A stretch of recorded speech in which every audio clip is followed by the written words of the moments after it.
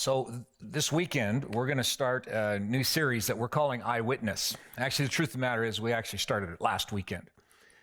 If you were with us for Easter, you know that we looked at John's eyewitness account of the happenings in Jerusalem on Good Friday all the way through to Easter. And we learned a little bit of what it's like to be an eyewitness to an actual event and to share those experiences. So I said this last week, it probably bears saying again, that we don't believe the Bible because the Bible says something. We believe it because the Bible is a collection of eyewitness stories of people who were actually on site, in place in that first century. And they tell their story from an eyewitness point of view. And that's how these stories were passed on for the first several hundred years. It wouldn't be 300 years before they were collected in a book that we call the New Testament. So we thought it might be interesting to look at some of those encounters that people have in that first century with Jesus and their account of what they experienced and what they learned and what it was like, and then what we might learn from them and their eyewitness accounts. See, in many cases, it was 20 or even 30 years after the events that the people who experienced those events would write them down. It's kind of like they get to the end of their lives and they don't want to lose the story. They don't want people to forget what actually happened. And so they write them down, and then over the next decades, those get passed around to new communities of faith in different parts of the world and ultimately get bound into what we call the Bible. So what we're going to do is look at some of those eyewitness accounts and see what we can learn from them.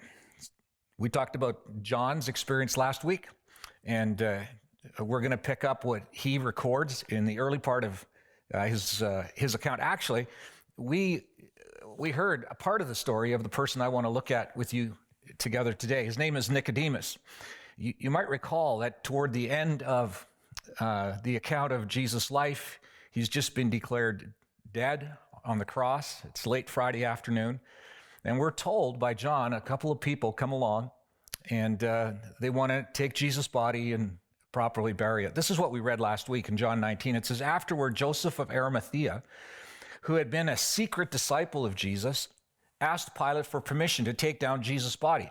When Pilate gave permission, Joseph took the body away, and then our guy Nicodemus comes into it and says, with him came Nicodemus." So here are two guys that have some kind of connection to Jesus. We don't even know exactly what that connection is, but they want to do this right. They want to treat Jesus' body correctly because Jesus' body would have been treated this way had they not come along. Convicted criminals who were executed were taken out of their place of execution, and they were tossed on the community or the county trash heap, the landfill site. And Jerusalem had one of those just outside the walls of Jerusalem, and that's where his body would be taken. Apparently, these two guys said, no, that's not going to happen, because they had enough respect for who Jesus was. Well, one of them, Nicodemus, this is actually not his first encounter with Jesus. John tells us that there was an earlier time where Nicodemus connected with Jesus, and gives us a little bit of insight into that. So actually, the way verse 39 ends here, it says, with him was Nicodemus, the man who had come to Jesus at night. And evidently, the way that it's written, people knew about that encounter. It was common knowledge. So this is how that encounter with Jesus took place for Nicodemus. You have to go all the way back to the front end of John's eyewitness account. In John 3, it says this, "Now there was a man of the Pharisees named Nicodemus, a member of the Jewish ruling council." Stop for just a little bit. A little bit of context here for who Nicodemus was. John tells us a couple of things, that he was a Pharisee and that he was part of the Jewish ruling council. Another name for that would be the Sanhedrin. So what does that mean, and why does it matter, right? Well, in the Jewish worldview of the first century, there were two primary schools of thought that were prevalent within the Jewish culture. One of them was kind of a liberal-minded group of people who had some unique beliefs from the more conservative-minded people. They were called Sadducees, and just quick roundup of what they thought. They didn't actually believe that there would be a literal Messiah that would come and make things right and reestablish Israel as a nation and set some things right and pay back old scores. They didn't really believe that. They thought maybe that was a metaphor for a leader down the road in some way. And so their philosophy was, well, let's kind of integrate into the culture and make it work for us as best we can. They also would have said that There was no resurrection of the dead, and they were adamant of that. They didn't really have a view of life after death. They were generally people that would come from the wealthy class, academics, and the vast majority of them actually were selected for priests and for the clergy. On the other hand, there were Pharisees. Now, this is Nicodemus's group. They were conservative-minded. They believed the Torah, the Old Testament, word for word, and followed the law that Moses had given meticulously. In fact, they made up a bunch of laws to help them follow the laws that Moses had given. They were very strict in how they conducted. Behavior mattered. Religious practice mattered a lot today.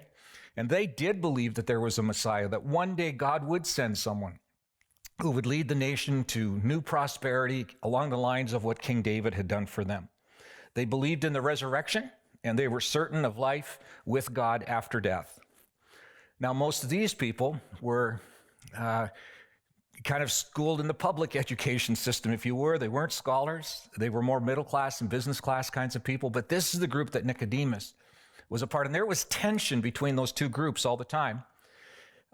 But there was sufficient need within the nation to have a group of people who acted like the Supreme Court, our Supreme Court, that could make decisions on some matters of law. There were 71 people in that group altogether. They were called the Sanhedrin. And this is who Nicodemus, this is the group that Nicodemus is a part of. So why does that matter? What's the difference? Well, as a Pharisee and member of the Sanhedrin, Nicodemus would have been well aware that there was an individual traveling around the nation of Israel making waves.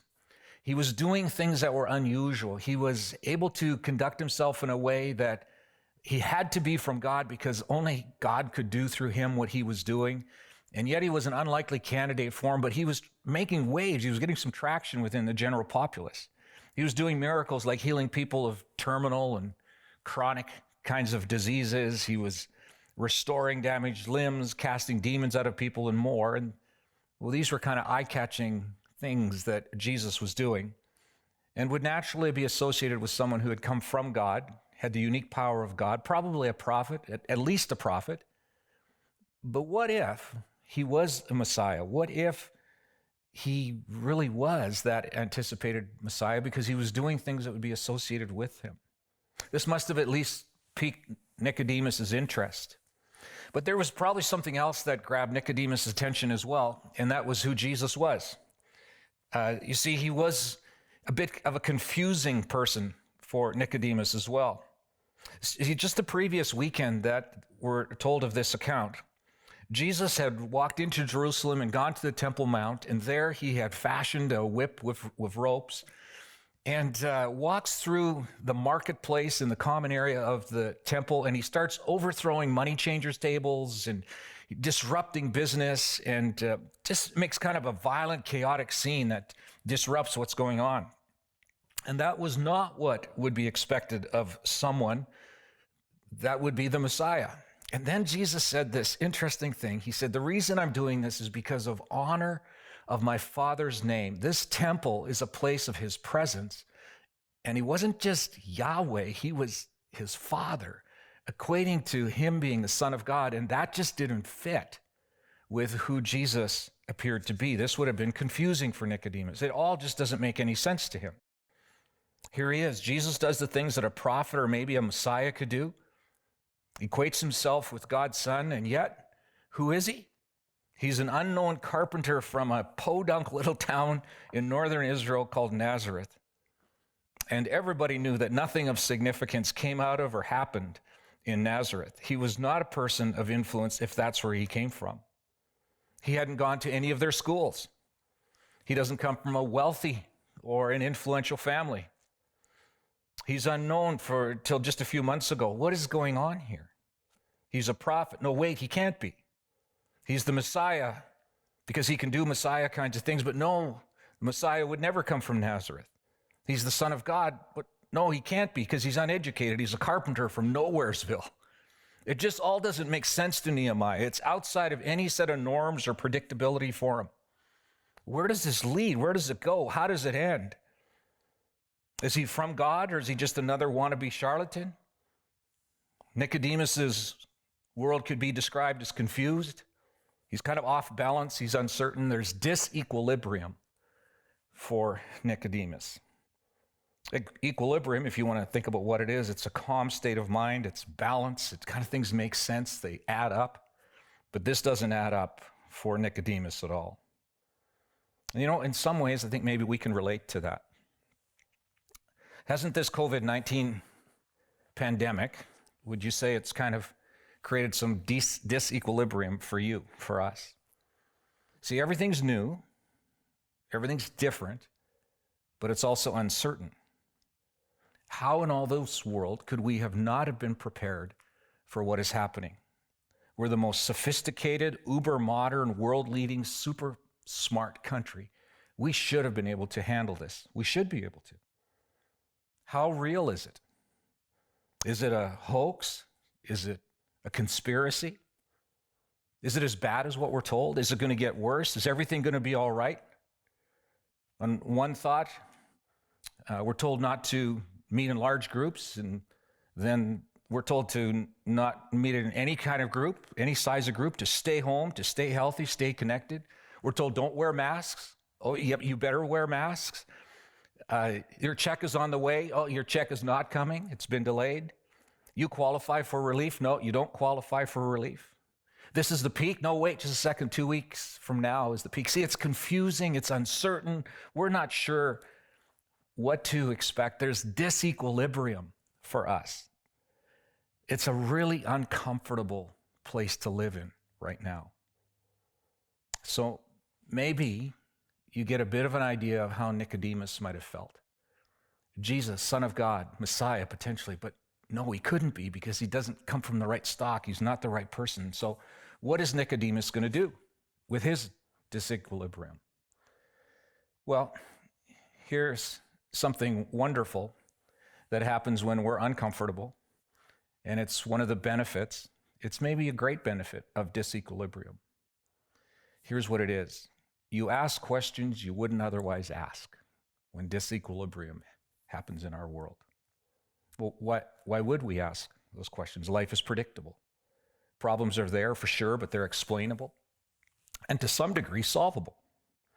Normal life would never bring about these questions to our minds. It actually takes disequilibrium to ask these questions. And here's the interesting thing. Not only do we not ask these questions because we tend to think we've kind of got them, the questions that disequilibrium brings to our minds are actually the most important questions in all of life. It's the questions we ask only when there's disequilibrium, and they're the important questions. So here's Nicodemus. He finds himself confused, off balance, uncertain. He's short on answers and explanations. And he does what we should do when we're faced with these questions that come about through disequilibrium. This is what he does. We're told in verse 2, after dark one evening, you see he's confused. He's uncertain. He's not sure, maybe not sure what to ask or who to ask. Is it safe? What will people think if he does ask? But he asks. After dark one evening, he came to speak to Jesus, and he calls him Rabbi, which is interesting. Given who Jesus was, it should have been, hey, you, but he doesn't do that. He gives him a respectful title of Rabbi. And he says this, he says, look, we all know that God has sent you to teach us. Your miraculous signs are evidence that God is with you. And the question, though Nicodemus doesn't say it, it seems the question that he's wanting to ask under the surface is this: Jesus, are you real? Like, who are you? Who are you really? Now, you see, that's a good question. It's actually a great question that we might even be asking even now with our own disequilibrium. Ask the question, Jesus, who are you? This is Nicodemus's question. But here's the thing, Jesus is a good rabbi. He doesn't just answer Nicodemus's question. He comes at the answer indirectly to help Nicodemus discover the answer, not simply be given the answer. Have you ever experienced God respond to your question that way? You long to know something from him, and you just feel he's not answering. And maybe what he's doing, he's helping us with a discovery, to discover the answer rather than just give it to us. And it could be that we need to ask the questions and not just get the answer from him through this time, but actually discover, actually give him the time, give him the space to help walk us through. Let him ask us questions that we'll discover. Don't give up. Keep asking and discovering. This is exactly what Nicodemus does. In a way, it's like asking God COVID-19 questions. How? How could this happen? How long will it be? Will I get it?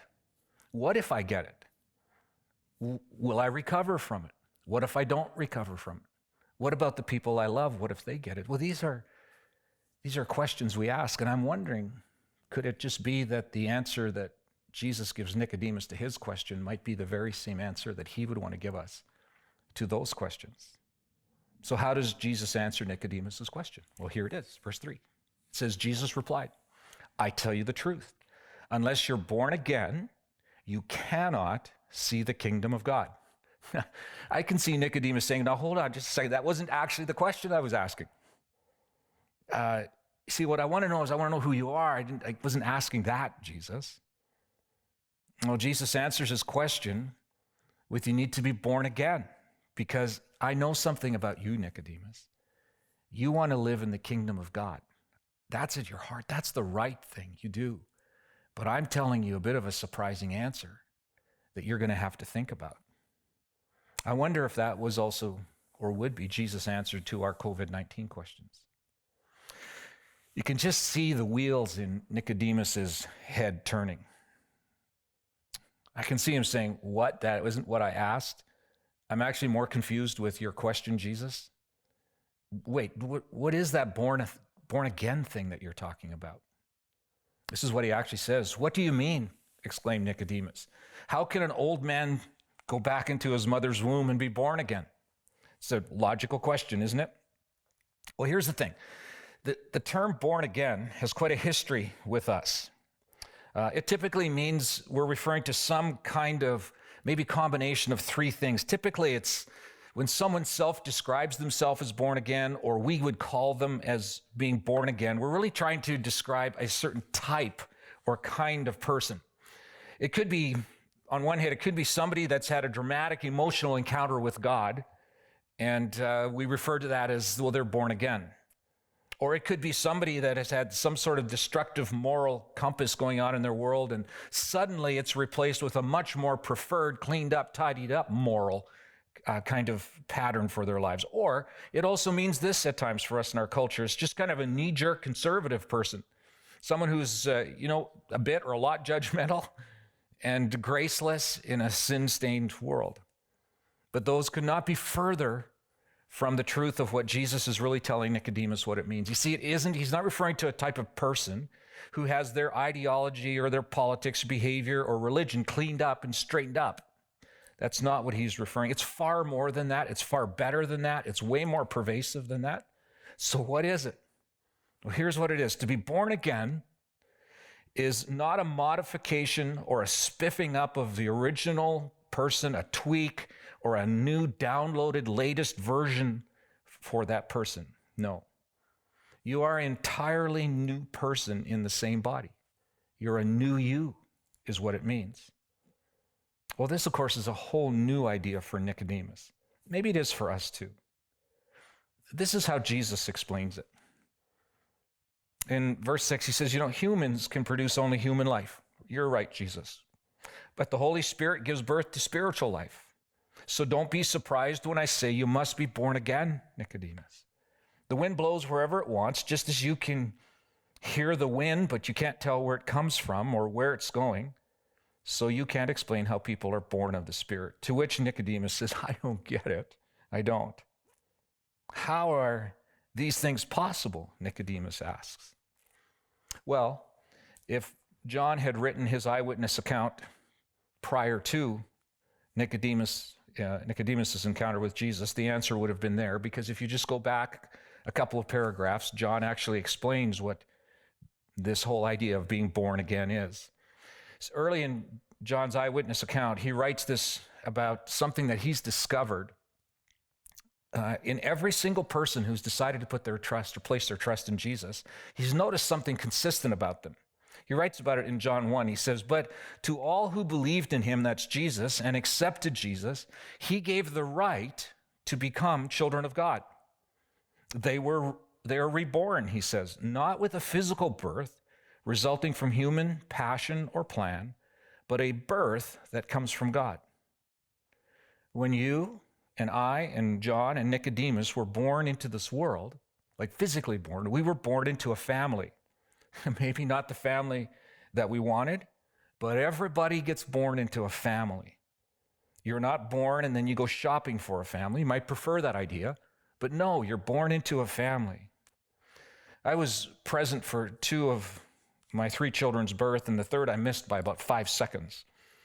But as soon as they took their breath, they became part of Elfie and my family.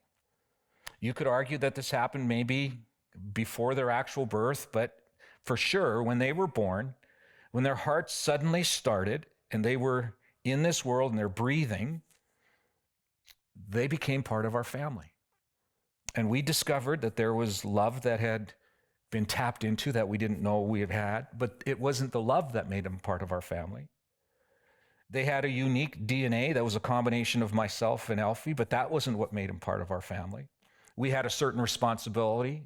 That wasn't what made them part of our family. They were ours socially. They were ours even legally. What made them part of our family was that they came to life. And by their life, they became part of our family. And this is what Jesus is trying to describe to Nicodemus. You're dead, and then you come to spiritual life, and now you're part of the family. This is what he's trying to get at. It means that our sense of self and worth and peace, this thing that makes us feel alive and good about ourselves and makes us feel right and restful, is now found in a unique person. It's not found in our actions or our ancestry or financial resources, credentials, immunity, or social connections. It's found in a new Father who happens to be in charge of the whole universe and leads with love all the time. We are part of a family that is a new family because we've come alive. I've mentioned this before to our church family, but I really don't think I caught on to what being born again really meant till about 12 years ago or so.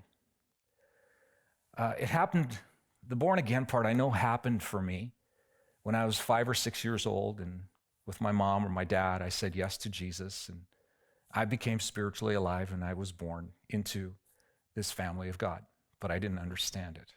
I didn't know what that meant. Wasn't sure of it.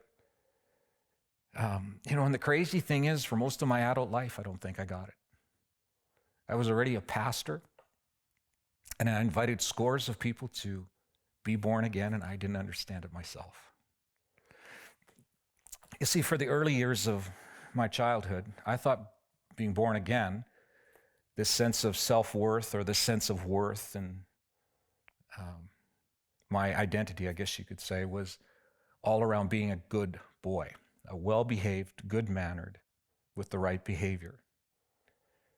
But here's the thing, I kept doing bad things that I was disappointed in myself and disappointed others, and I couldn't figure out why. If I had been born again, I guess I thought I should be perfect. I should be well-behaved all the time. And so because I wasn't sure the born again thing actually happened for me, I was born again and again, and again and again, and over again. The big question I was asking myself is, how can I do the right things all the time? But then you grow up, right? And over time, you ask different questions. And for me, the main question of my life changed through my teens. And maybe even in my early 20s, the key question that I was asking in my attempt to find my own identity or my own self or worth was the question around what is true, what's really true. So I read the Bible, and I read books about the Bible, and I talked to people because I needed to find the truth for myself. What mattered more than anything, the big question was, I need to know what's true, not what my parents believe, but what I believe.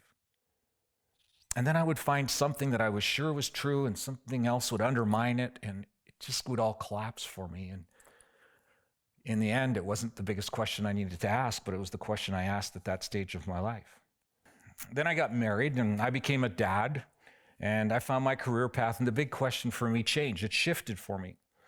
And I was asking the question, how do I really be good at something? How do I be a good dad and a good husband, a good employer, a good employee?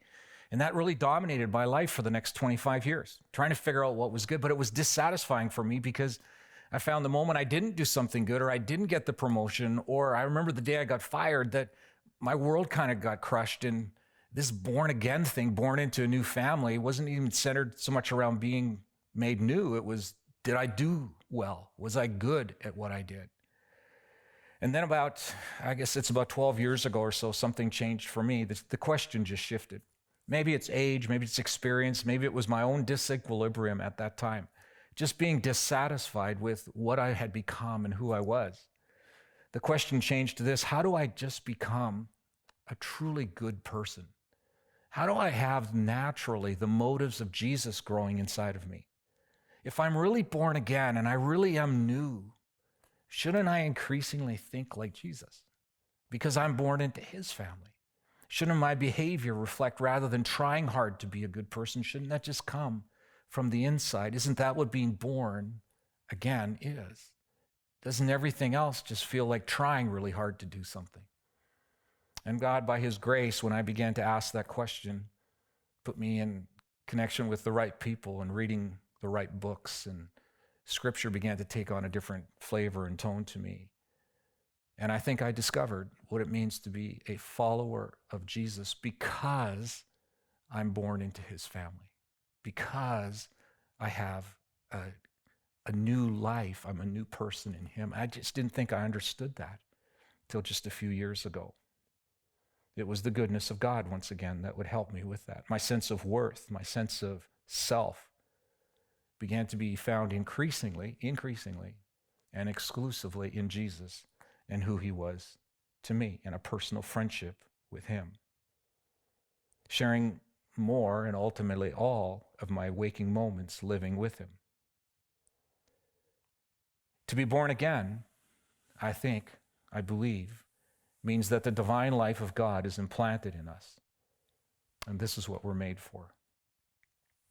One morning on the path of questioning and discovering what being born again really meant, I came across something that Jesus wrote to his friend, I guess inspired by the Spirit, you could say. And I had read it before, many times in fact. And this time, maybe in the season of disequilibrium, it just made sense for me. This is what Peter writes in 2 Peter. It says, by his divine power, God has given us everything we need to live a godly life. We have received all of this by coming to know him, the one who called us to himself by means of his marvelous glory and excellence. And because of his glory and excellence, he's given us great and precious promises. These are the promises that enable you to share in his divine nature, get that, and escape the world's corruption caused by human desires. That's what being born again is. This is a season of unprecedented disequilibrium for our culture. And my guess is that for all of us, this is true. None of us have ever walked this road before. So have you slowed down enough to think about what questions are coming to your mind? What do you really want to know? What do you feel that this disequilibrium is bringing about in your questioning world? I think if Nicodemus entered our world, he would tell us that in his moment of disequilibrium, he thought his question was who Jesus was, but in truth, what he wanted to know was, how do I experience true spiritual life? How do I find myself and my worth in you, Jesus? To which Jesus tells him, and it would be the answer to us, you need to be and you need to understand what being born again really means. It's interesting, at the end of the conversation with Nicodemus, Jesus tells him that he can have a born-again new self and find his worth in God kind of encounter.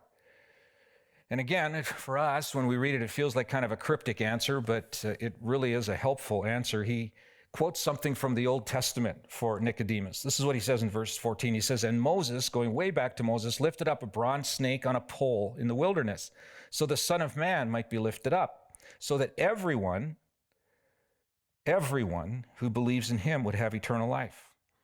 This harkens back to some Israeli history, a season where they had rejected God, and they go through this sudden plague of snakes that come into their community.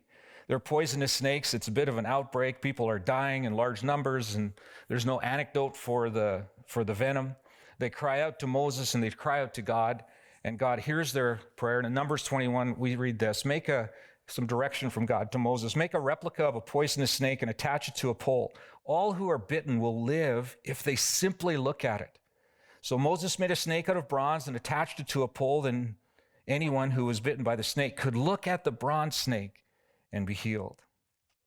And that, we're told, that from what Moses writes, that's exactly what happened.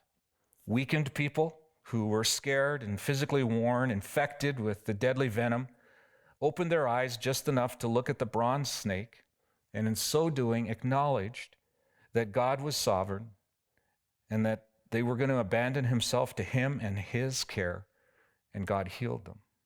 All they had to do was look.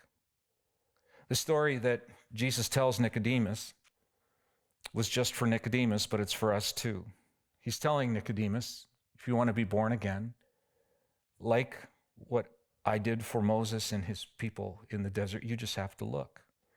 You have to admit that I am finding my identity and myself and my worth in places other than in who Jesus is. And though I might have said yes and been born again, I may have never understood what that means.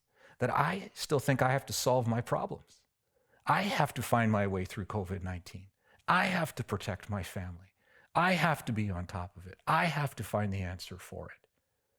And being a born again means, no, the divine nature is impressed on us, and we increasingly live as people who have looked at that snake, and we have found our hope in him in real kinds of ways. You can't stop being afraid just by not being afraid or telling yourself you're not. It actually takes a transaction. It takes something to change, a realization that when we say yes to Jesus, we are born into a new family where he does take care of us, and we increasingly spend life and time with him, and we discover our identity in him and who he is, and all those other things slowly disappear, and we find our peace and hope in him. That's so important in this season. I think Nicodemus walked away from that encounter with Jesus a really new man. I think that's what found him at the foot of Jesus' cross, taking Jesus down from the cross, getting his hands dirty with Jesus' blood, making him unclean and unfit to take the Passover meal. But he did it because he discovered Jesus was what he really longed for and he wanted. And I think that's what our answer in this season of disequilibrium is. So what are the questions? Ask Jesus, discover with him, and let him take you to that place of what it truly means to be born again. So Jesus, if this is what you have in mind for us, then may the words of John's eyewitness testimony resonate in our hearts and our souls. May it be so, Jesus, that we would really all discover, maybe some of us for the first time, what being born again means. Maybe we've never even considered that, might we? And for those of us that would say, yeah, I am, but I never understood it, would you help us, Jesus, to understand our identity is found in you, and that's enough. That's everything. Thank you, King Jesus. Amen.